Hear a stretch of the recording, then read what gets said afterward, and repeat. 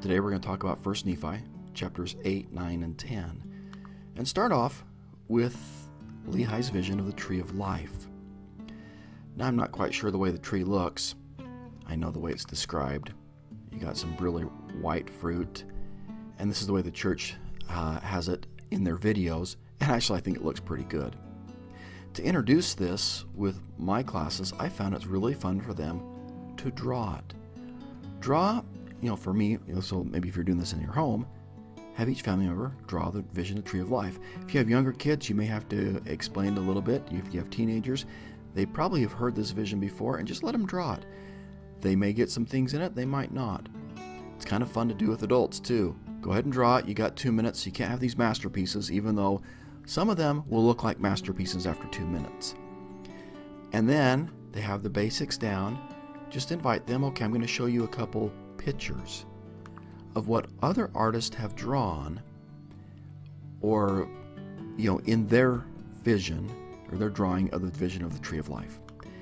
Now I may start off with maybe even the video that the church has made of Father Lehi and his experience with the tree of life. But if you look at other artists who have taken tremendous amounts of time to draw great pictures, their details are fantastic. But each artist emphasizes something a little different. For some, they may emphasize there's lots of other people on lots of different paths. For some, they may look at kind of the expanse of the vision. Others, it's maybe, okay, here's your focus is the tree of life. Sometimes the focus is on the great and spacious building or the mists of darkness. Some people have drawings that I would never think of, but I think this is one of my favorites because it's just so unique and so wonderful. Sometimes the emphasis is on the tree of life, or someone's sharing the fruit of the tree of life, the love of God. Others, there may be a 50-50 split. Hey, here's the tree of life, here's maybe great and spacious building and forbidden paths. It doesn't matter how they draw it or what they emphasize. It's fun to get those different perspectives of what people see in the vision of the tree of life, and how for them there is the focus of the tree of life and the distractions of the great and spacious buildings. Now at this point, what I want to try and do is make it a little bit more of a deep learning experience. They have their picture, it's looking great, and then I ask them, will you draw you in the vision? Because really, you're there. You may think, okay, this is Lehi's vision, but where would you put you? And I have students every class where they'll put in I'm right here at the tree of life. They'll have a friend right there at tree of life offering the fruit to someone else. They may have their mom or dad or their grandma and grandpa at the tree of life, because I say, draw your family there too. And sometimes they're not on the path. Sometimes they've let go of the tree of the rod of iron. Sometimes they'll have one hand on the iron rod and one hand kind of off looking in another direction. Their shoulders are pointed a different direction. And it's a great opportunity to maybe draw some of those things on the board yourself. What would this mean if someone was looking like this? Their shoulders are looking in the other direction. They're not headed towards the tree of life, but they're looking towards the great and spacious building. One of Elder Packer's great quotes for me is, you may think that Lehi's dream or vision has no special meaning for you, but it does. You are in it. All of us are in it. Lehi's dream or vision of the iron rod has in it everything a Latter-day Saint needs to understand the tests of life. Then I would stop for a minute and say, okay, tell us about the tests. How does the tree of life relate to your tests of your life today? That may be a great opportunity just to talk about their lives and their progress today. Another thing you could do as you're there is ask them what symbol or aspect of the dream would help you come closer to Christ. The tree of life is the love of God. The love of God for his children is most profoundly expressed in his gift of Jesus Christ as our Redeemer. God so loved the world that he gave his only begotten Son. To partake of the love of God is to partake of Jesus' atonement and the emancipations or freedom from restraint or sin and joys which it can bring. It may be just good to pause and say, when was the last time you felt God's love? What did it feel like? Who can you share God's love with today? Who in your life can you say, hey, let me help you taste of that? Because today, one of the beauties of this dream is it teaches that you can taste God's love today. Now, I drew this. I am not an artist. But here's one of the things that I draw with mine. There's a tree, and there's my rod of iron. And if you're chuckling right now, yeah, well, that's the way I draw. I mean, there's me, as you can tell, bald head.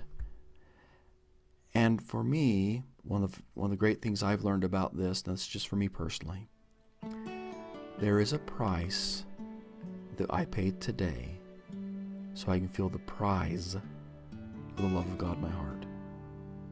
The price for me today is to spend a few minutes connecting with God through the Scriptures. The prize is that I feel God's love in my heart today. I need to hold on. Today, not let go. I just love this dream. I think it's just awesome. And by the way, I think the church did a wonderful job on their video. But once again, we can taste God's love today. Elder Packer said in the same talk, finding ourselves in Lehi's dream, at your baptism and confirmation, you took hold of the iron rod, but you are never saved. It is after you have partaken of that fruit that your test will come.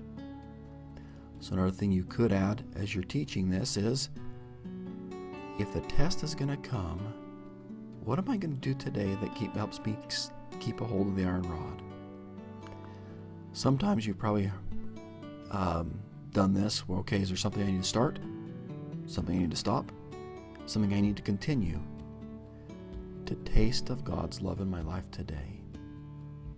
That start, stop, continue at times can be very powerful as you're trying to apply what you're learning in the Scriptures and the tree of life.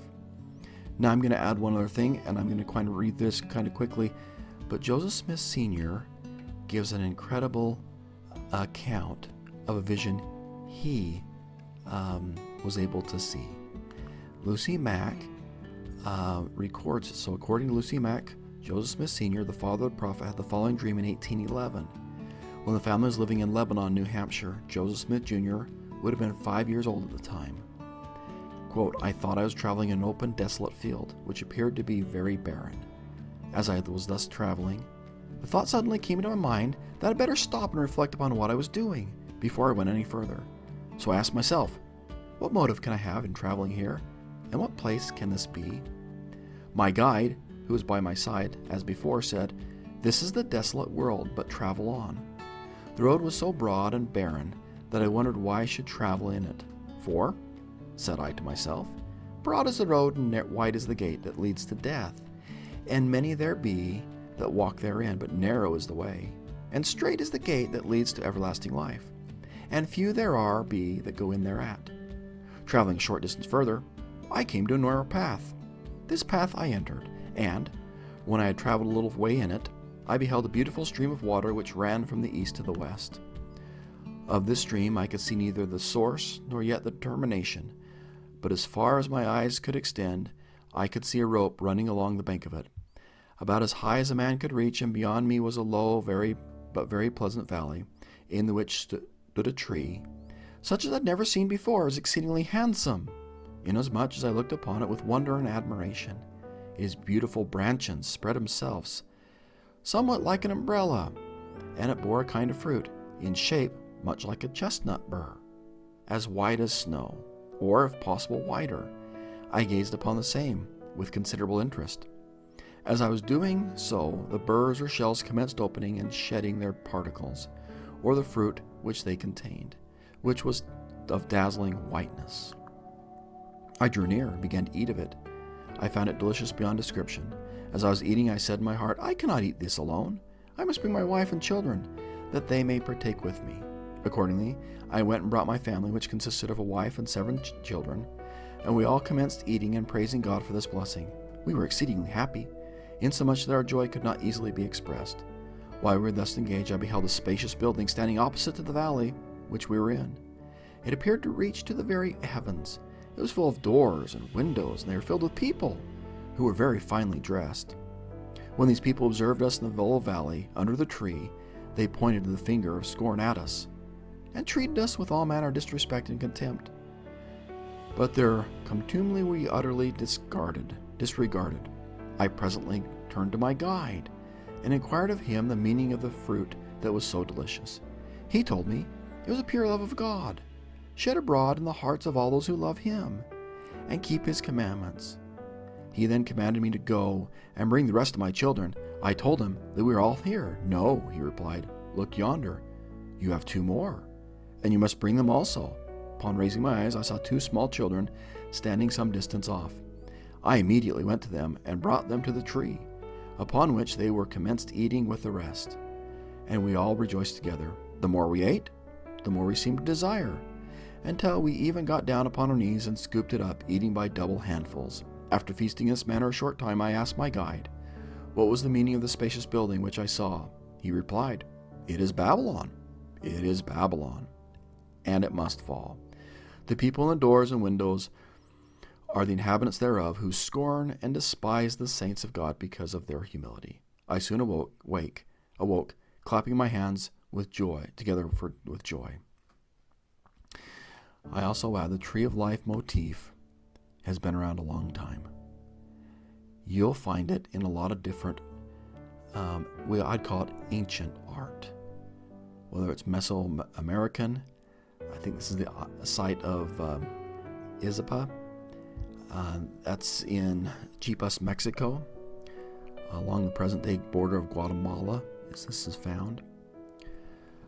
This one, just so you know, is, I wrote it down there, 8 feet 4 inches high, 5 feet wide, 2 feet thick, and 15 tons. This is an artist's rendition of it, wherein you can look at it and you can say, okay, look, tree of life, these are angels. And you start looking, oh wow, filthy water, and you're seeing every aspect, the iron rod, the headdress, which is probably looking like it's going to be that of a princess. You have a jawbone, which is Lehi. That's kind of what the word Lehi is meaning. Then you have Laman and Lemuel. They're by the rod, but they're by the tree of life, but they're looking away. They do not have interest to partake. And Sam, got to have Sam there. You have somebody who's recording or witnessing it, okay, which is really kind of cool. You have the 12 roots. Oh, I went too far of life. Any rate, it is just fascinating to look at how this corresponds and ties so much into the tree of life. Now, chapter 9, one of the things that I don't spend a lot of time on it, but I just try and explain. Here's the plates. You got the big sets of plates, the small sets of plates. But in verse 5 of chapter 9, I explained to them, Nephi makes a second set. And sometimes we'll do the tin plates. You know, it's kind of fun. You get a piece of cardboard and you wrap it with tin foil, and then you have them kind of write, and you have them write a little story, and then you say, oh, by the way, you need to write it again. And then they start writing again, and a lot of times they'll start, I don't want to do this. This takes so much time. And then you read verse 5, wherefore the Lord hath commanded me, this is Nephi, to make these plates for wise purpose in him, which purpose I know not. I'm making this duplicate record. Okay, I know the big plates are going to have the kind of more of the kings and kind of the history, and the small plates the more of the gospel. And I don't know why I'm doing it. And sometimes we want to know why. And sometimes the Lord doesn't tell us why we do things. Okay? And then just kind of a situational thing. Think about a sacrament meeting where 3 individuals go to sacrament meeting together. One young man is, you can see, quite not happy there. Well, sleeping, bored. Others are an incredible experience. And they're feeling the Spirit. And I had a day where there was a meeting where, for me, it was like, oh, that wasn't that great. I didn't say that. But as a friend caught me, or I talked to him as we were leaving, I said, oh, how are you doing? He goes, that was the best sacrament meeting I've been to in years. And I realized the issue was not the speaker. The issue was me. What do you do if you find yourself caught in a boring sacrament meeting? President Kimball thought for a moment when he was asked and replied, I don't know. I've never been in one. With his long years of church experience, President Kimball had undoubtedly been to many meetings where people had read their talks, spoken in a monotone, or even given travelogues instead of teaching doctrine. But most likely, President Kimball was teaching what he did not go to sacrament meeting to be entertained. He went to worship the Lord, renew his covenants, to be taught from on high. If he attended with an open heart, a desire to be nourished by the good word of God, and a prayer, rather than judgment for the speakers, the Spirit would teach him what he needed to do to be more effective and faithful disciple. President Kimball was teaching the principle of learning by the Spirit. And that is chapter 10. Father Lehi's learned by the Spirit. Laman Lemuel? Maybe not. But Nephi, in chapter 10, desires to know. He is believing. He's pondering what his fathers taught and wants to know himself. We've been invited by prophets, ancient and modern, to do the same. Recently, President Nelson said this: follow the example of the prophet Joseph Smith. Find a quiet place where you can regularly go. Humble yourself before God and pour out your heart to your Heavenly Father. Turn to Him for answers and for comfort. Pray in the name of Jesus Christ about your concerns, your fears, your weaknesses. Yes, the very longings of your heart, and then listen. Write the thoughts that come to your mind, record your feelings, and follow through with actions you are prompted to take. As you repeat this process day after day, month after month, year after year, you will grow into the principle of revelation. Now, that was in April 2018, and I go back to something Elder Callister said in October 2017. Recording spiritual promptings results in at least the following blessings. It preserves the integrity of the message. It preserves the feeling of the moment. It plants spiritual seeds. It facilitates future sharing. It enhances future revelation. President Nelson said, I urge you to stretch beyond your current spiritual ability to receive personal revelation. For the Lord has promised that if thou shalt seek, thou shalt receive revelation upon revelation, knowledge upon knowledge, that thou mayest know the mysteries and peaceable things, that which bring joy, that which bring life eternal. Oh, there is so much more your Father in heaven wants you to know. So some ideas that I've shared for teaching. Maybe it's off a little on the screen a little bit. Draw Lehi's dream. Compare your pictures or your family pictures or your class's pictures with other artists. You can compare it with the church's new video. Maybe draw and see what you missed, and then draw yourself, and you could draw your family, and you could draw your friends in Lehi's dream. And that's why you can apply it to see where you are and talk about feeling the love of God. That's the prize you can feel today, and the price is being close to God. You can give an invitation to your family to share how you feel God's love in your life today with someone else, to help motivate them to feel the same and come to the tree of life. And you may say, after you felt God's love, what will you start today, or stop today, or continue?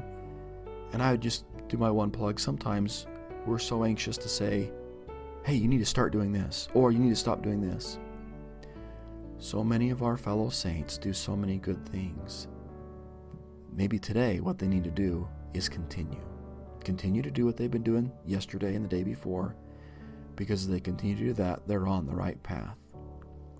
4, pray, ponder, listen, record, and write, so as President Nelson encouraged us, that you too may grow into the principle of revelation. Well, thank you for being a part of Brother Miller's Book of Mormon Notes. I hope you have a lovely day. Keep smiling.